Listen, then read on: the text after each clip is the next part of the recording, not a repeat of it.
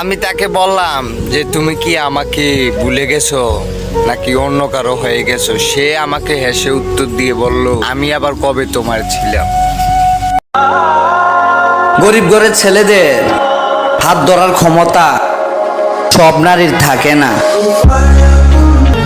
আমি যদি আমার জীবনের পুরো গল্প তোমাকে বলতাম, তাহলে তুমি বলতে কিভাবে এত কিছুর পরেও আমি হাসি।